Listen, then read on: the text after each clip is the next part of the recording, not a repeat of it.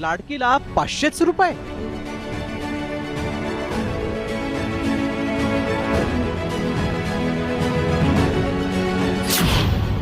महिला लाभार्थींची संख्या घटणार.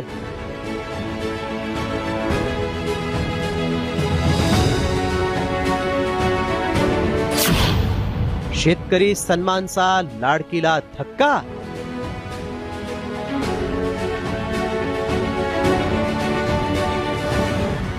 राज्यातील मुख्यमंत्री माझी लाडकी बहीण योजनेतील ज्या महिला लाभार्थी शेतकरी सन्मान निधी योजनांचाही लाभ घेतात त्यांना आता दरमहा 1,500 रुपयांऐवजी अवघे 500 रुपयेच मिळणार आहेत. त्यामुळे शेतकरी सन्मान निधीचा धक्का लाडक्या बहिणींना बसण्याची शक्यता आहे. प्रधानमंत्री किसान सन्मान निधी योजनेतून 6,000, राज्याच्या नमो शेतकरी सन्मान निधी योजनेतून 6,000, एकूण 12,000 रुपये दरवर्षी शेतकरी लाभार्थ्यांच्या खात्यात. कॉमस्कोर नुसार आता isakal.com आहे देशातील नंबर 1 ची मराठी न्यूज वेबसाईट. प्रत्येक अपडेटसाठी isakal.com ला नक्की भेट द्या. राज्यात महायुती सरकार स्थापन झाल्यानंतर योजनेत सुसूत्रता आणण्याचे संकेत मुख्यमंत्री देवेंद्र फडणवीसांनी दिले होते.